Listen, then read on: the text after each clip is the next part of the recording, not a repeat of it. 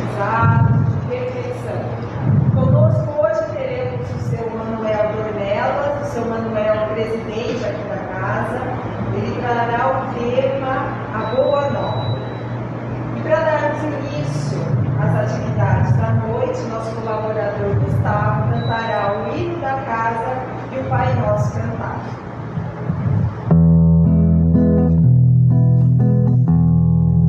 Traz a Deus que a sã doutrina que nessa casa se ensina, a alma nos esclareça,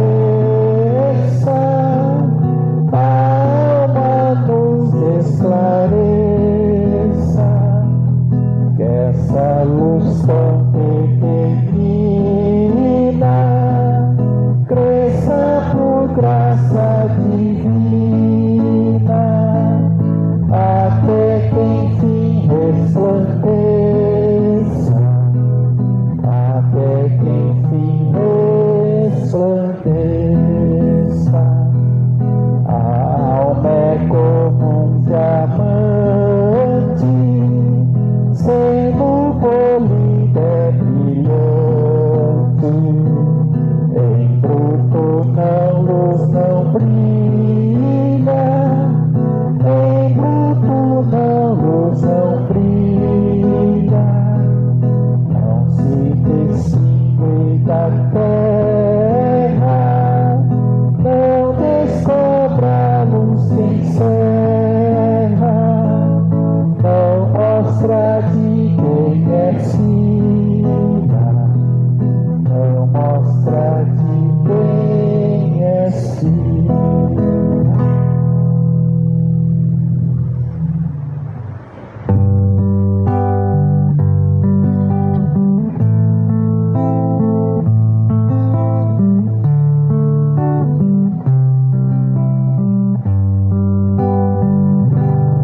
Pai nosso que sais do céu, santificado seja o vosso nome. Venha a nós o vosso reino, seja feita a vossa vontade, assim na terra como no céu, assim na terra como no céu. O pão nosso de cada dia dai-nos hoje, ó Senhor. Perdoai as nossas dívidas, assim como perdoamos aos nossos devedores. Não deixeis cair em tentação, mas livrai-nos de todo o mal. Não deixeis cair em tentação, mas livrai-nos de todo o mal.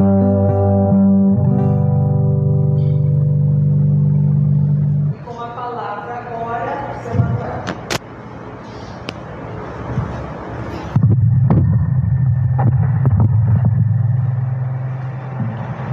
Som, estão ouvindo bem?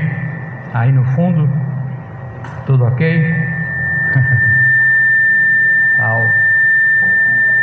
Esses minutos iniciais é para isso, é para a gente acertar o time. E agora? Tá bom? Mesmo? Queridos e queridas desta casa e dos dois lados da vida, abraça-vos o Cristo de Deus com toda a sua luz e entendimento,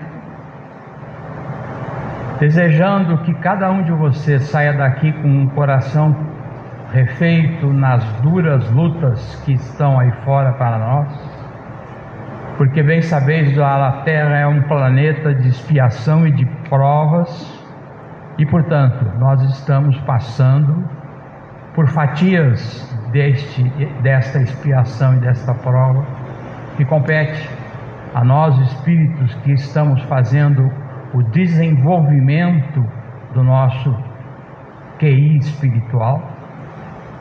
Compete a nós, trabalhadores da casa e frequentadores, a difusão da doutrina espírita, abençoado instrumento de progresso que nos traz ao coração a lavra do Senhor, que nos leva para a frente apesar de muita dor, e que nos traz até os pés o amor e a fé. Hoje nós vamos abordar tema muito sensível, contido no livro Boa Nova, que todos devem conhecer. Não vou nem falar que é de Chico Xavier pela psicografia. Seu autor eu não vou nem falar, porque vocês têm que buscar um pouquinho de entendimento nessa caminhada. Deixei também de dar números do Livro dos Espíritos para que as pessoas fossem pesquisar. O assunto de hoje é velhice, baseado nos conceitos que Jesus nos trouxe. E para isso eu preciso usar também aquilo que é da velhice. A lente já está dentro, já puseram uma lente que é para enxergar melhor. Agora esse aqui eu não sei, que uma hora vai ter que pôr também para dentro, porque não dá, meu ângulo de olho não dá para acomodar a turma toda. Pois é, meus irmãos, do livro Boa Nova, do item 9, velhos e moços, Flavinha, velhos e moços, quer dizer, nós e vocês. Não era raro, diz o nosso irmão Humberto Campos, é isso? Não era raro observar-se na pequena comunidade dos discípulos o entrechoque de opiniões, isso parece que é hoje, dentro do idealismo quente dos mais jovens. Isso tem até hoje, o idealismo quente dos mais jovens. E se não tivesse, eu lembro até uma vez que o Divaldo deu uma entrevista para a Mocidade Espírita de Brasília, e está aquele fuzuê de criançada, porque são dos 13, 14, 12 para cima. Então aquele fuzuê da criançada, e um levanta e diz: tio Divaldo, eu posso fazer uma pergunta? Pode, meu filho, pode fazer. Quando é que os velhos vão deixar nós assentarmos nas cadeiras da doutrina e tomar a frente no corpo? Calma, meu filho, eles ainda têm a sepultura para passar por essa barreira. Logo, logo vocês estarão aqui para dominar. E essa é a dificuldade que nós temos, nós espíritas, que já estamos sentados nas cadeiras do espiritismo há algum tempo. Nós temos a dificuldade de pensar que o nosso corpo é finito, e é isso também que a gente vai conversar a respeito disso. Enquanto Pedro e André, discípulos do Mestre, se punham a ouvir os companheiros com a ingenuidade de seus corações simples e sinceros, João comentava os planos de luta do porvir, e Tiago, seu irmão, falava do bom aproveitamento de sua juventude, ao passo que o jovem Tadeu fazia promessas maravilhosas. Somos jovens, dizia ele.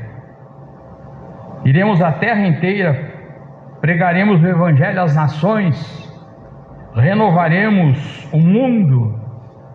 Idealismo do jovem. Suas possibilidades apresentavam as suas vantagens.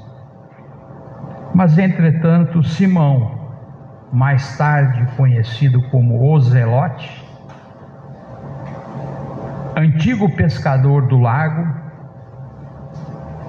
acompanhava semelhantes conversações humilhado, constrangido, derrotado. Algo mais velho que os companheiros, suas energias, a seu ver, já não se coadunavam com os serviços do Evangelho do Reino. Ouvindo as palavras fortes da juventude dos filhos de Zebedeu, perguntava a si mesmo o que seria de seu esforço singelo junto de Jesus. Estava fraco, se sentia velho, se sentia caído. Deixando-se, porém, impulsionar-se, impressionar-se vivamente, procurou entender-se com Jesus pessoalmente. Depois de expor os seus receios, as suas dúvidas, as suas vacilações, observou que Jesus o fitava sem surpresa nenhuma. Jesus sabia tudo de nós. Imagina um espírito que nos conhece há milênios pelo nome, sabe? Ó, seu Manuel Dornelas, conheço ele com uma palma da minha mão. Quer ver? Vou puxar a ficha dele. Ok? Como é que é? Isso, eu queria que alguém me dissesse para eu não errar. A capivara, que tem muito lá no Rio Piracicaba, ali onde a gente vai pro bonde, tem bastante ali. Pequenininhas, são uma graça. Mas aí, quando puxa a capivara do Manuel, vai ver, esse aqui só tem conversa. Não faz nada. Fica o dia inteiro sentado lá. E nós sabemos que Jesus nos conhece com amor. Quer dizer, essa parte que eu falei, ele não fala. Ele só diz, eu te amo. Depois de expor os seus receios e vacilações, o mestre responde a ele, dizendo: Simão, disse o mestre, e se fôssemos acaso perguntar a idade do nosso Pai, que é Deus, né? E se fôssemos contar o tempo na ampulheta das inquietações humanas, quem seria o mais velho de todos os nós? A vida, na sua expressão terrestre, é como uma árvore grandiosa. A infância é a sua ramagem verdejante. A mocidade se constitui de suas flores.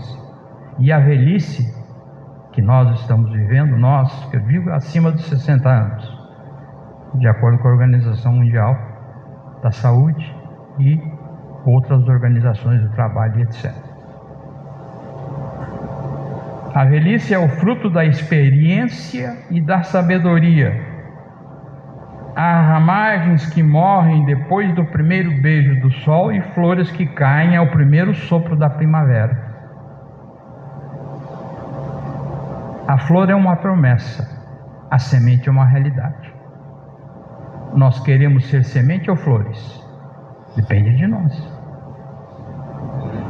Nós queremos semear 1 para 100, 1 para 50? Depende de nós, nossa caminhada. Nada nos é negado. Jesus é nosso pastor. E ele mesmo, Davi mesmo, no seu Salmo 23 diz: é o nosso pastor e nada vai nos faltar. Não está falando de arroz e feijão. Está falando de dignidade e amor, de luz e caminhar. Caminhamos de mão dadas ou vamos caminhar soltos, livres uns dos outros? Nosso livre-arbítrio é que vai dizer que caminhada nós vamos enfrentar, que caminhada nós vamos escolher. Gozado que eu, quando falo isso, eu me lembro tinha aí nessa mesa de entrada um reformador, que é o órgão da Federação Espírita Brasileira, e ali eu li uma reportagem em que o Dr. Bezerra de Menezes,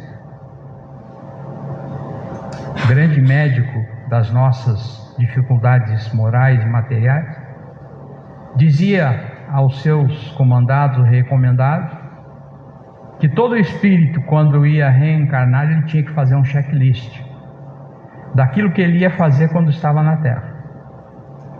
E aí, o Dr. Bezerra diz que o espírito que ficava lá comandando esse serviço olhava e falou: olha, meu irmão, está muito para você. volta, senta naquele banquinho ali e refaz o seu checklist. Vinha um outro, ele falou: tá muito fácil isso aqui. Você não quer, a vida sua vai ser muito fácil. Por enquanto, então, você senta junto com outro banquinho, vocês começam a conversar os dois, para que saia alguma coisa daí em benefício. Então, nós temos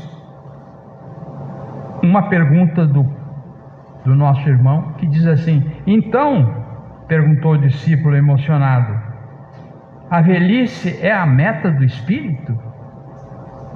Pergunta ele a Jesus. E Jesus diz o quê? Não a velhice enferma e amargurada que conhece na terra. Portanto, não sou eu que estou dizendo isso, é Jesus. A nossa experiência edifica o nosso espírito. Nós construímos na base do sacrifício pessoal. Nós vivemos em função da coletividade, porque o que nós fizermos ao nosso irmão, nós estaremos fazendo para nós mesmos, seja positivo ou negativo.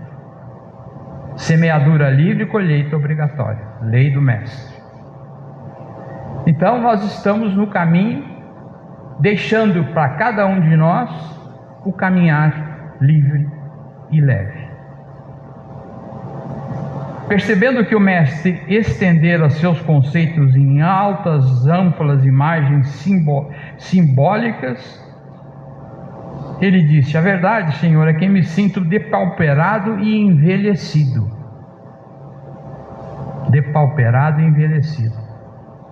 Nós temos vários irmãos, eu tenho por essa casa já um bom tempo de passagem, mas eu conheci várias pessoas que, apesar da sua idade, como tia Eugênia, por exemplo. Tia Eugênia era uma lutadora. Tia Eugênia ia na cadeia e o carcereiro dizia para a dona Eugênia: tem um aí preso que está amarrado, ninguém consegue chegar perto dele. Ela pegava a Ana Maria, que era a sobrinha dela, com 9 anos de idade, pegava pela mão, lá na casa onde eles moravam, ao lado do Valdemar e da Lígia, e trazia Ana Maria aqui embaixo, na prisão. E ela dizia para o carcereiro: abre a porta. Dona Eugênia, abre a porta. Nós deu um trabalho, Dona Eugênia, pelo amor de Deus, pode abrir a porta. Ele abria a porta e ela já entrava brava com o espírito. Você, um homem, tá pelado. Ele ficou pelado na cela e ninguém punha a roupa nele. Tá pelado aí, você não tem vergonha? Quando já se viu? Onde já se viu? E o espírito foi se encolhendo no canto junto com o nosso irmão. Foi: a senhora me desculpe, mas é que eu tô... Não vou desculpar você, não. Você tem que tomar jeito na vida, que é isso. Onde já se viu uma pessoa agir assim? As crianças que estão passando por aí, veste essa roupa que está aí. Ele foi, vestiu na frente dela, e a Ana Maria do lado com 9 anos. Tia Eugênia. Cirilo, sobrinho da tia Eugênia, casado com a Ana Maria, a quem eu conheci pessoalmente, era excelente doutrinador, magnífico no coração, no amor. Se debulhava em lágrimas quando via um espírito chorar, porque ele chorava junto, se emocionava junto. E eu sei disso porque eu convivi com ele muito tempo, com Ana Maria também com muito tempo. Não vai nenhum mérito, muito pelo contrário, eles eram o espelho onde eu vinha me espelhar para ser, e não que eu já era, é para ser. Então, Senhor, eu me sinto depauperado. Meu filho, lembra-te da tua parte do esforço. É o que nós estamos falando. E não te preocupes com a obra que pertence ao Todo-Poderoso. Sobretudo, não esqueças que a nossa tarefa para a dignidade perfeita em nossas almas deve ser intransferível. Então não adianta a gente querer fugir. É nosso pacote. Nós temos que acessá-lo, o pacote todo, né? Eu falo em pacote porque hoje a gente tem informática bonita, chique, né? Então nós temos que usar este pacote. E quando disser que o burburinho da mocidade ama os jovens que revelam trabalho e reflexão, entretanto, não deixes de sorrir.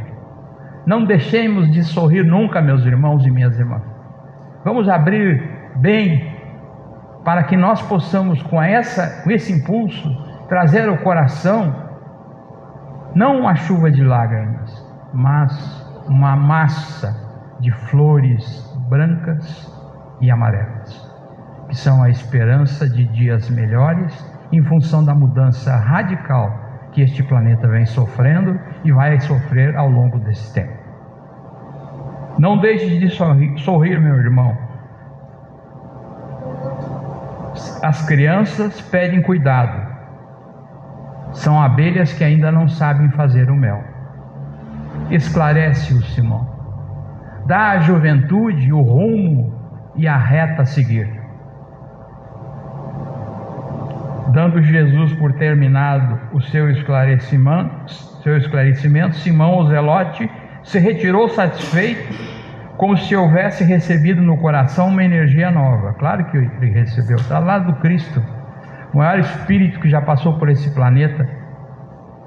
A categoria é Cristo, Jesus ou Cristo, quer dizer, fulano, o tenente, o major, que for o cargo. Então é o Cristo, faz parte da categoria dos Cristos. Cada Cristo dirige um sistema solar. O nosso Jesus Cristo dirige o nosso. E os Cristos não erram nem quando encarnados, sabia disso? E conhecem cada um dos seus tutelados. Cada um dos tutelados ele conhece. O Manel está falando lá no Fora da Caridade hoje. Mandar alguém para ver como é que está. Se ele está fugindo muito da verdade ou se está se escorando em não fazer nada. Todas as criaturas fitavam o mestre com os olhos agradecidos. E o mestre terminou a sua aula dizendo: em verdade, Simão, ser moço ou velho no mundo não interessa. Antes de tudo, é preciso ser de Deus. Essa é a reflexão da noite. Somos de Deus? Pertencemos ao grupo que está lutando por se libertar dessa canga que nós trazemos nas costas há milênios e que nos compromete o perispírito com os seus registros danosos, consubstanciando-se em doenças. Sim, porque tudo que está no perispírito, se for positivo, é ótimo, inclusive a saúde. Se for negativo, é negativo, inclusive a saúde.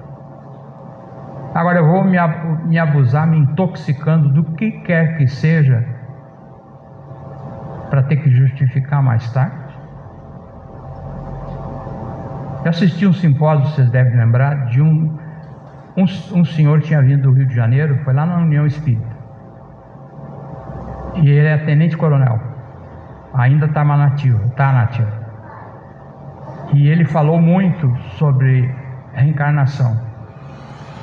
E aí, depois que terminou a palestra, nós nos aproximamos dele para conversar, eram todos os dirigentes de centro. E um dos nossos colegas fez a pergunta, disse: meu irmão, como é que eu faço para explicar aos irmãos que vêm aqui à casa, para dizer a eles que tudo acaba menos o espírito? Tudo é finito menos o espírito. Ele falou: meu irmão, nem eu posso te dizer como é que tem que dizer, porque eu não sei como vai ser minha situação quando eu chegar lá. Eu vou ter que dizer a alguém o que eu fiz e o que eu não fiz. Agora, o que eles vão dizer para mim? Vai e volta ou vai e fica? As duas situações têm seus percalços. Vai e volta ou vai e fica. E aí me trouxe mais uma lembrança que o nosso coração, ele fica no plexo solar, que é aqui, justamente para que a gente possa doar um pouco de energia aos nossos necessitados do caminho. E que essa energia deve ser abastecida periodicamente com bem-estar, com amor, principalmente com oração. Dizia o Chico que quando a gente não tiver nada para fazer, nada mesmo, a gente faça uma oração. Não importa o motivo, faz uma oração. Mas não perca o tempo, não percamos o tempo que já perdemos já. Antigamente a gente matava para se vingar, hoje a gente busca outros instrumentos que são do mesmo teor. E aí a vingança se submete a marcar o nosso perispírito indelevelmente para o resto da nossa existência. Porque esta violência só acaba quando o espírito encarnado ou desencarnado se ressarce dos seus erros e dos seus tropeços. Quando eu comecei na doutrina espírita, já se vão lá quase 40 anos, se não for mais. Eu não conto porque eu tenho medo que na hora eu chegar assim, 40 anos não fez nada. Mas quem disse que eu fiz 40? Você mesmo disse para fulano tal dia assim, assim, assim. 40 anos. E eu sempre comecei os meus bate-papos, que eu não faço palestra, faz tempo mesmo. Gosto de bate-papo. É que ainda não tive essa coragem que eu tinha antes de andar pelos corredores conversando com as pessoas a respeito de espiritismo. Porque o que nós vamos fazer aqui? Cantar aqui não é. A gente pode cantar bem melhor em outros lugares. Nós viemos afinar o nosso instrumento musical para progredirmos na estrada evolutiva que nos leva o amor incondicional, porque é isso que salva a nossa pele, o nosso espírito. É o amor incondicional. E como eu dizia no início das minhas prédicas, se é que eu posso dizer isso, eu gostava de me cientificar de que os que estavam ouvindo tinham ciência de 3 coisas basais para quem está na doutrina espírita. Primeira delas, imortalidade da alma. Vocês têm certeza que vocês estão no caminho certo? Então me digam por que e para que serve a imortalidade da alma. Dessa imortalidade da alma eu puxo um fio e levo para a segunda coisa que também é vital, que é a reencarnação.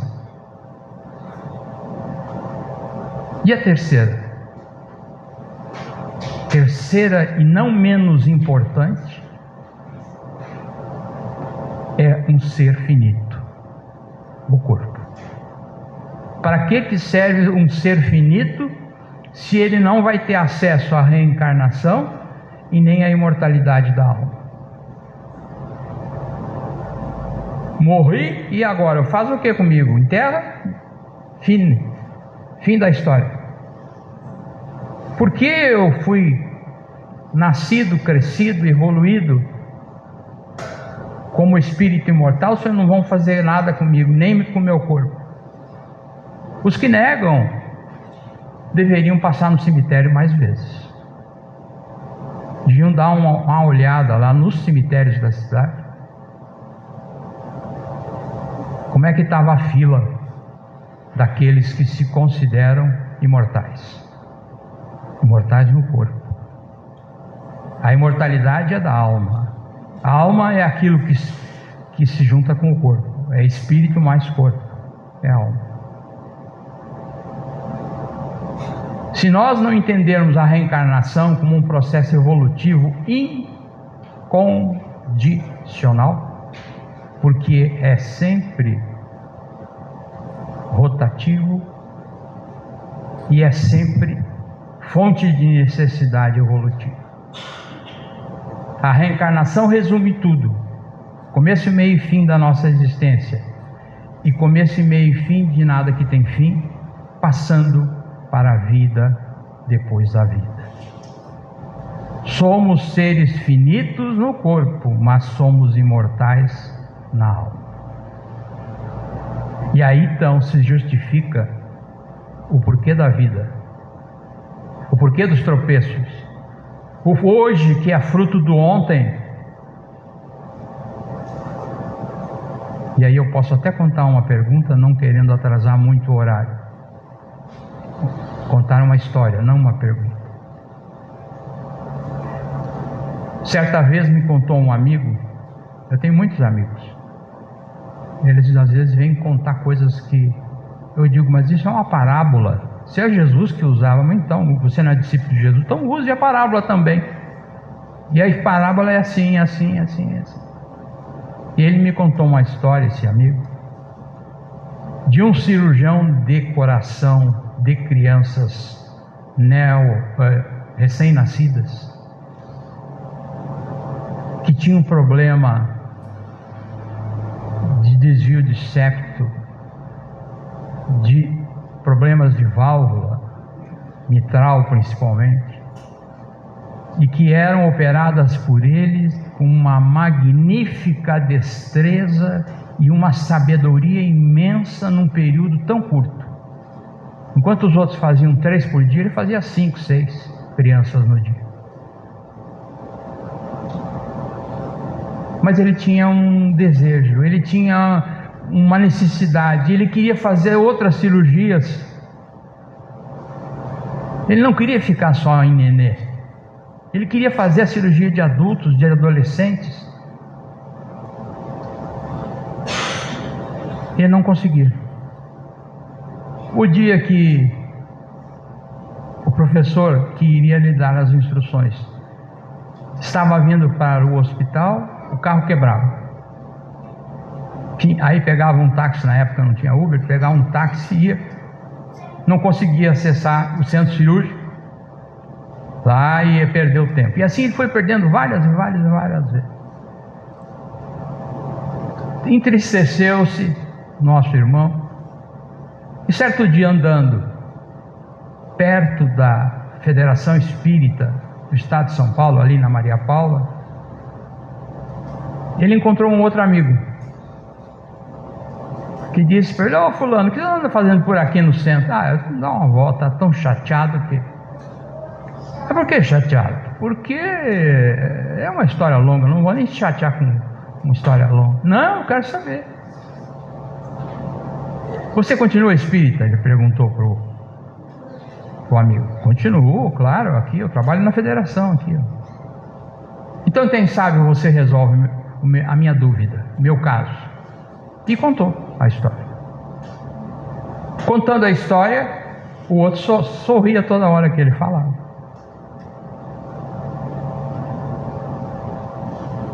E disse: você tem tempo agora? Disse ele pro médico. Tempo quanto? Uns 40, 45 minutos. Mas você vai me levar aonde? Ali na federação. Mas eu vou fazer na Federação Espírita. Vamos comigo. Não tem confiança em mim? Tenho, claro. E foram. A palestra do dia e o passe estavam sendo executados. E a palestra do dia era a reencarnação. E explicou. O palestrante tomou passe, o nosso irmão, ficou mais tranquilo, ficou mais calmo, foi para o hospital e o outro deu um abraço nele, deu um livro de presente, como todo espírita gosta, né?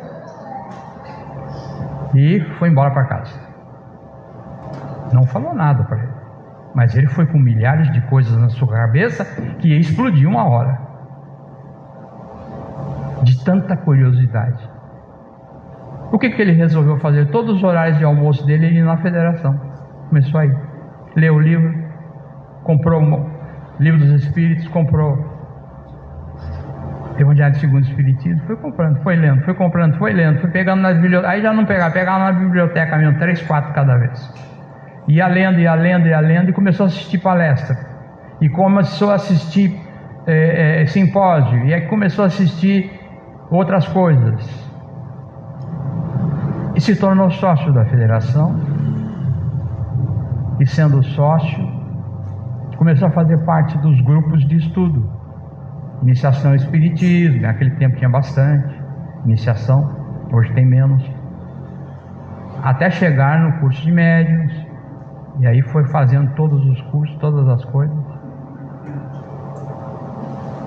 E um dia ele foi autorizado, ele queria muito entrar na Câmara de Atendimento de Obsessão. E foi. Porque ele queria que alguém respondesse para ele o que estava acontecendo com ele, que ele não conseguia ser cirurgião de outra área que não fosse de coração de nenê. E um dos motivos também era monetário, porque ganhava menos fazendo. Ele fazia tão bem, e fazia tão rápido, e tão perfeito, que não tinha concorrência. E aí, sem concorrência, e ele entrou na Câmara de Desobsessão e sentou numa cadeirinha, e ali começaram a conversar os dirigentes, e ele contou a história de novo, contou do seu lamento, da sua necessidade, e o irmão que estava lá atendendo falou: é importante que você fortaleça a sua fé, muito importante. Passa a frequentar a explanação do Evangelho, a explanação do Evangelho, que é feita todas as terças-feiras, se não me engano, em benefício dos necessitados do corpo e do espírito. E ele foi ouvir a palestra específica para quem já tem um certo conhecimento, ouvia a palestra e tomava passe. E um dia chamaram ele na Câmara de Desobsessão, e o espírito que comunicou era o mentor da casa, e disse para ele: Doutor Fulano, chamou ele pelo nome, sabe por que você está nessa situação em que você se encontra? Não sei, é justamente isso que eu quero saber. Pois então saiba que você era temível matador profissional de aluguel, que usava uma 22 com bala especial, que quando entra no corpo vai fazendo um buraco, e o seu prazer é justamente pôr o dedo na ferida para ver até onde foi a sua bala e tirá-la com a mão e guardá-la. Por causa disso, você pediu, depois de muito tormento, a oportunidade de reencarnar como médico cardiologista especialista em cirurgia nessa área de criança. Porque a maioria dos que ele matava, amando, eram crianças ou adolescentes pelo problema da sucessão lá no norte e no nordeste.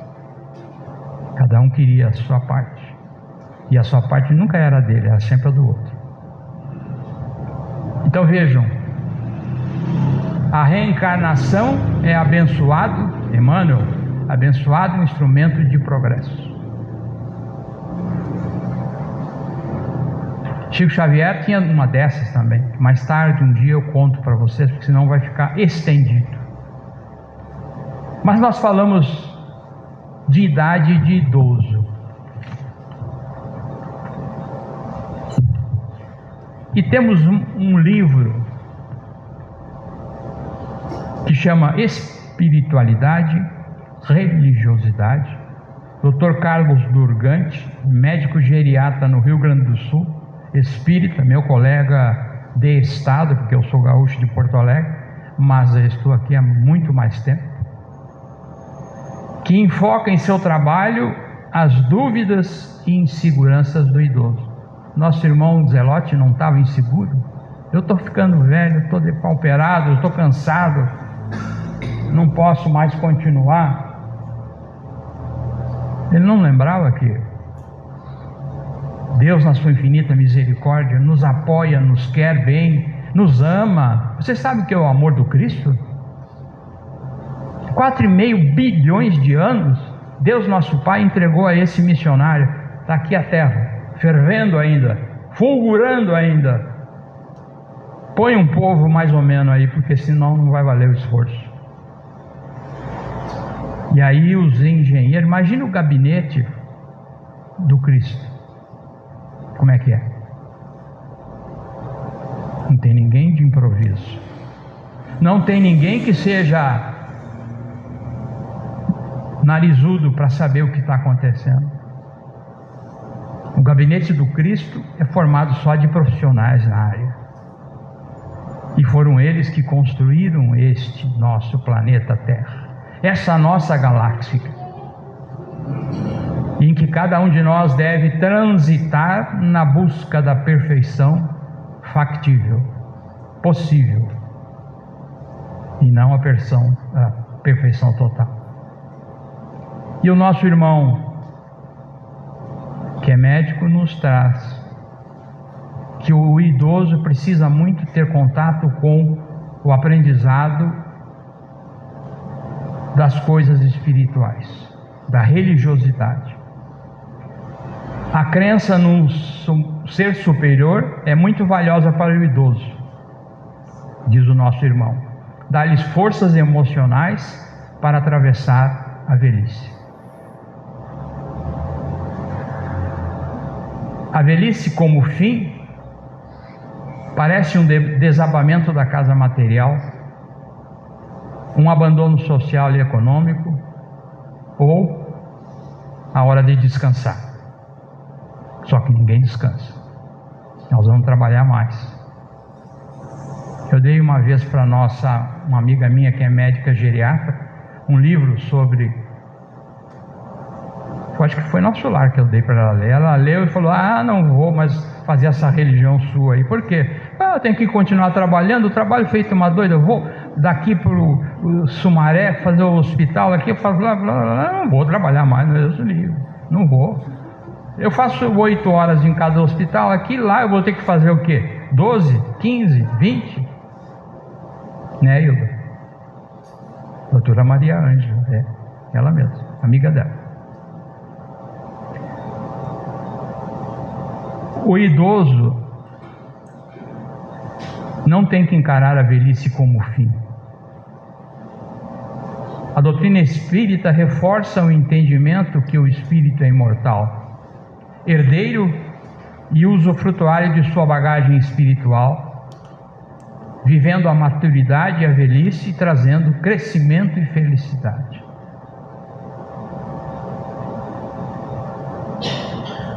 Quer um exemplo? A capelania é um exemplo nu e cru. Atendimento espiritual dos doentes acamados, ou não qualquer segmento religioso, é valioso instrumento de pacificação espiritual. Eu vou no centro, estou carregado, chego lá, tomo um passo, saio de lá levinho, flutuando. E aí eu volto sempre no centro, claro. É que nem o viciado, achou cocaína, ele vai buscar toda hora. Muito bom a gente ir ao centro, ótimo. Ouvir palestra, ótimo também. Mas é mais ótimo ainda a gente aprender a amar incondicionalmente. Segundo o próprio mestre, o amor tem que ser incondicional. Incondicional é não ter condições. E a família? A família que cuida do idoso. E os cuidadores? Também precisam de um curso de doutrina espírita ou de qualquer outra religião que nos conduza ao caminho, à verdade e à vida. Segundo o próprio Jesus. E as doenças senis? Quadros psicóticos com alucinações que alguns idosos têm. A gênese está no espírito, a formação está no espírito. Não é na carne. A carne é finita. É finita. Se você deixar ela mais umas horas, você não vai poder ficar no ambiente. Seja cadáver de Pedro, de Paulo, de Judas.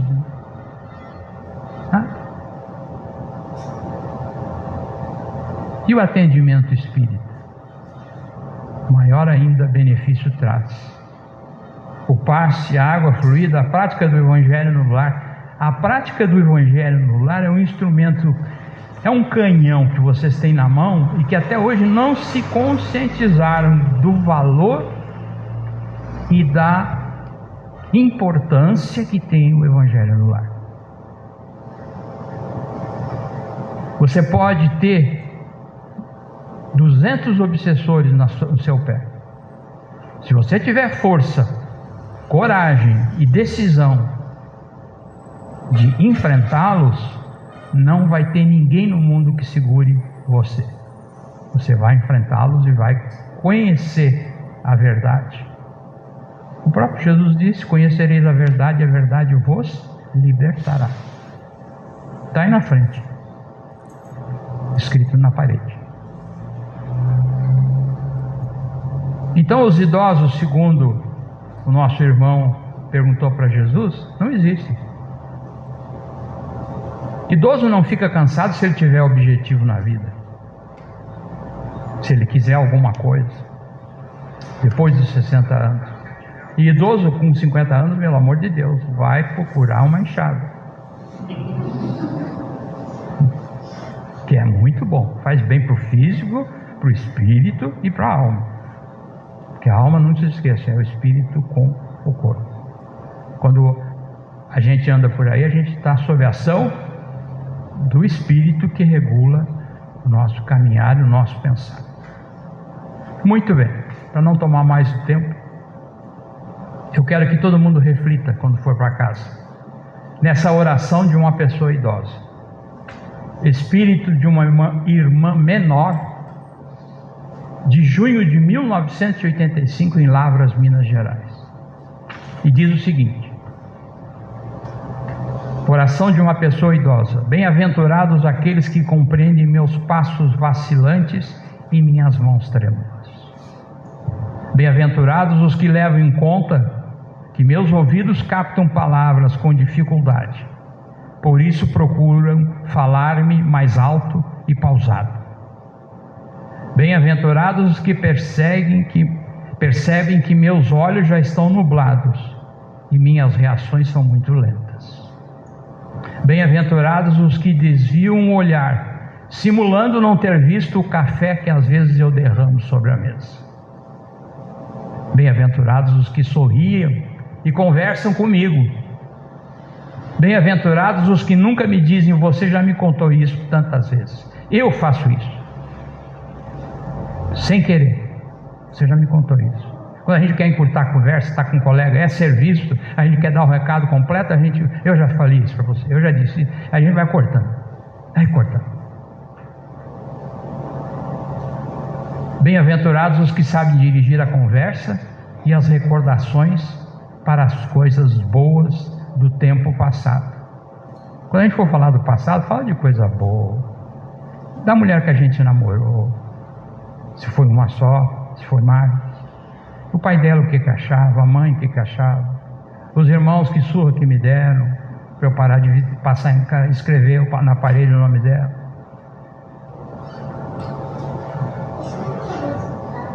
Bem-aventurados os que me ajudam a atravessar a rua e não lamentam o tempo que me dedicam.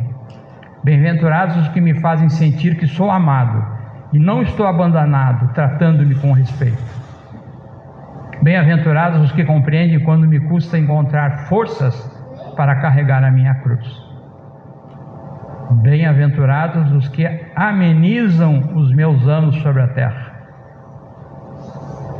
E bem-aventurados, finalmente, todos vocês aqui presentes, todos os companheiros que com trabalho e carinho irão construir um dia o solar dos jovens de ontem.